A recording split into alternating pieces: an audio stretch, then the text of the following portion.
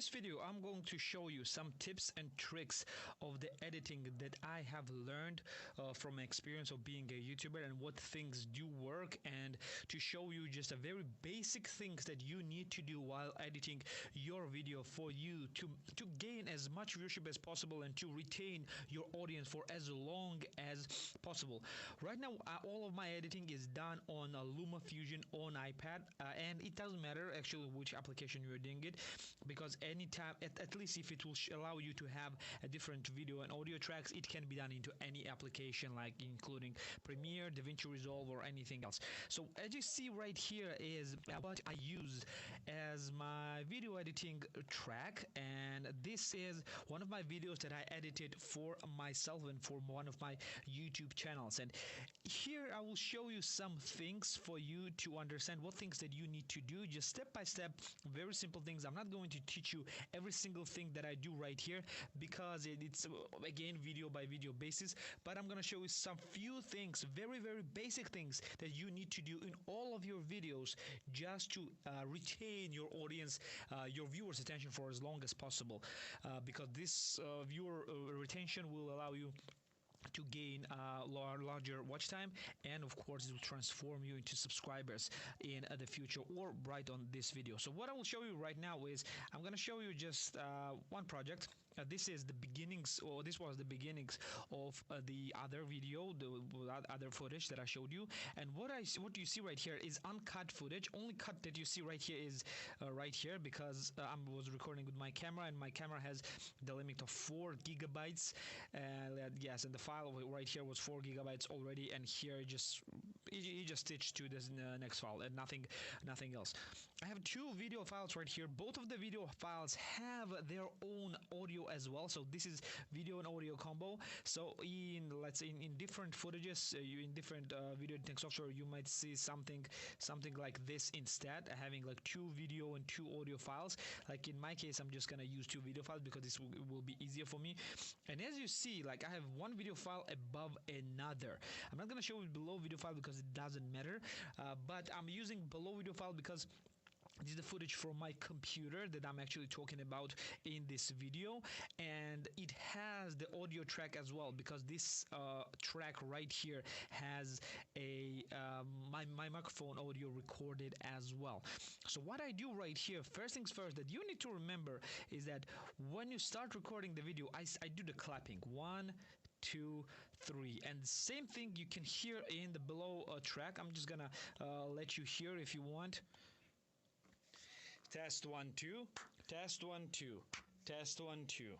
But as you can see, this tracks, this voice from down here and the voice from up here does not match up. So what I will do is I will just take this track. I'm just gonna delete the later track because I'm gonna edit afterwards, because I don't need this right now. And what I'm gonna do is I'm gonna match up these tracks. I'm gonna put this one, because the bass track is the bass track, and it cannot be moved. Like the top track is connected to the bottom track. I cannot do anything. I cannot work. This is just a LumaFusion restrictions. So for other video editing software, it might be a bit different. So right now, I just synchronize them, just eyeballing it, and what you'll hear right now is this: test 1 2, test 1 2, test 1 2. Almost to the point. If I will decrease it, I will see that it's only 1 frame difference, less than 1 frame difference. That this bar is 1 frame long. I cannot put it in better position, unfortunately, because this footage with this software will not allow me to do so. So right here, and I can cut it right here. No, I'm not gonna do this like that. I'm gonna cut it something like that. Just like that. I'm gonna cut both tracks and delete the beginning, and maybe I can somehow just the top track is just a bit forward, and maybe just if I'll do one track, yeah, it just got a bit back. So it is not working, but it's good enough. Test 1 2, test 1 2. Yeah, as you can see, it's pretty good enough.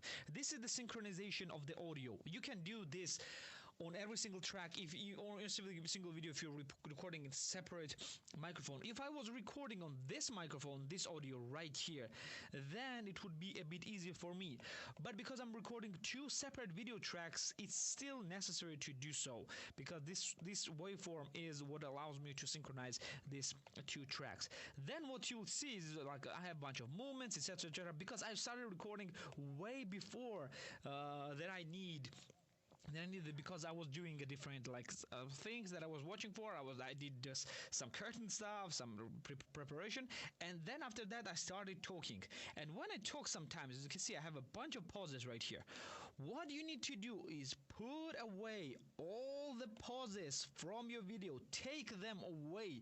You don't need them unless they have some practical purpose. Don't worry about the jump cuts. Don't worry about them. Cut away all the silences, no matter how short they are.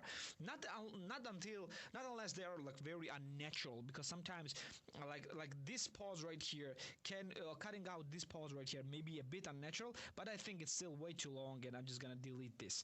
And what you will do is you're gonna go through entire video just like that and cut out all the silences, smaller ones, longer ones, smaller ones, longer ones, all the takes that you didn't like, all the takes that you retook, etc., etc., and you will come into something like that. This will be something like the end result for your footage. As you can see, I have a bunch of smaller tracks right here with bunch of stuff editing, and what you will see here is something very, very weird.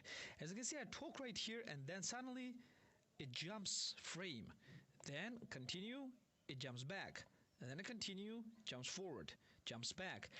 And this thing, this trick that I use right here is very, very, very important, that will allow you to, let's say, control the attention span of your viewers, because viewers' attention span is not very long. People usually do not have very long attention span, and you need to capture their attention like at around 5 to 7 seconds of your video. And with this jump cut right here, I'm 2 seconds later, then 6 seconds later, then 8 seconds later, then 9 seconds later, I changed the frames so much that every single frame in the mind of, in the subconscious of the viewer, it is a completely different story. It tells you a completely different story and resets their attention every single time. And more often you do, but don't try to do it like often than every 3 seconds, the better, because every single time you start the new sentence and you jump the frame, it is basically resets the attention span of the viewers. And this is the trick that allowed me to change the audience retention much more. I'd like to jump like from 1 minute to up to 4 and 5 minutes per video. Like I'm talking about not the long videos, I'm talking about 7-8 minute long videos. To have an average watch time of 4 or 5 minutes, it is very, very, very high. And this little trick allowed me to do that, because I don't have a lot of B-roll, I don't have a lot of text edit. For that reason, I don't have any other footage except me talking.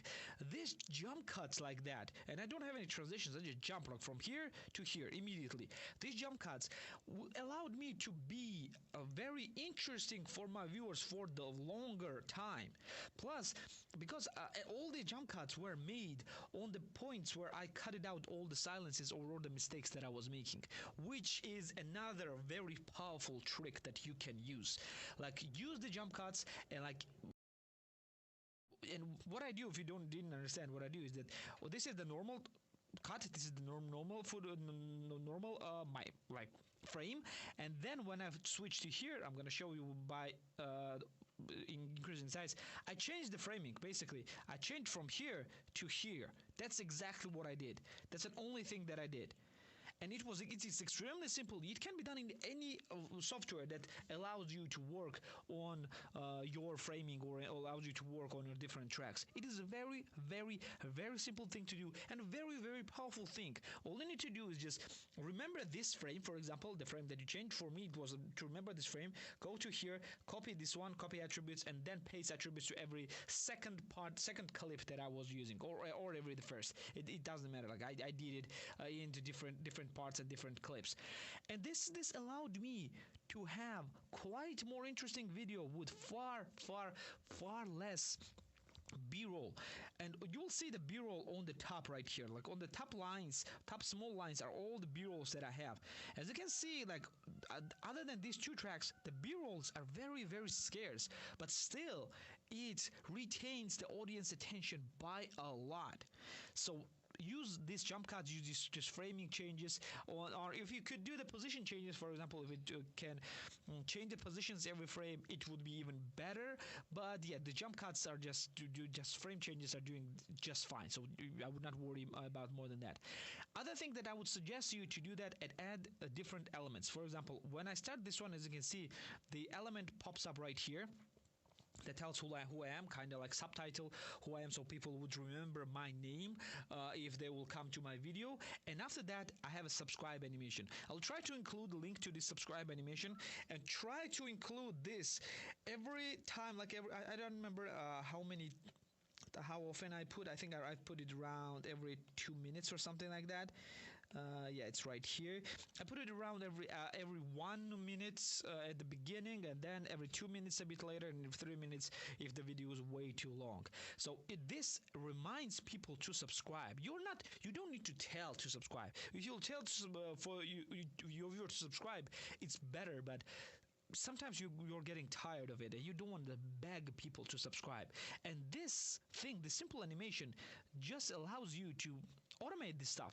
What I do in this one is that this is animation, like with the green screen and everything.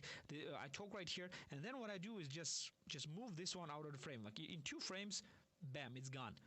It's very, very simple thing to do, and always use an end screens as well in this case, because when you talk in the end, like when I go out and like I talk in the end, subscribe animation and end screen, these are the parts where my end screen elements will show up.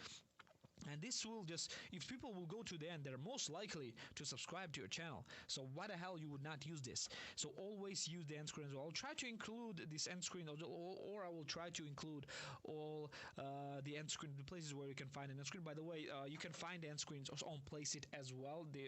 When I was talking about the logos and banners, you can find there as well. But if you want something free, I will try to include in the materials this one as well. So this is very, very simple thing. Plus, I'll try to use these transitions as well. Transitions are very, very good, especially near the end, like when you go from the talking to this one to your end screen. As you can see, this transition happened, and all I did right here, it's like how did I do this? This might be a question. It's very simple. I just took this frame right here and I made it smaller and just put it in the corner there. That's all I did. And then I did transition from the bottom screen as well. Bottom screen was where this one was, because this became smaller, everything else became transparent, and for that reason the bottom end screen just popped up right here, and they popped up together because I just synchronized them. It's very, very easy. Like this is just a transition, the same transition done on 2 different tracks. Very, very simple thing to do, and I highly suggest you to do this. So these were the tricks that you could use for your videos. Again, there are so many things that you could do with your videos. So many things that you could do. Yeah, one more thing that I forgot to talk about is the music.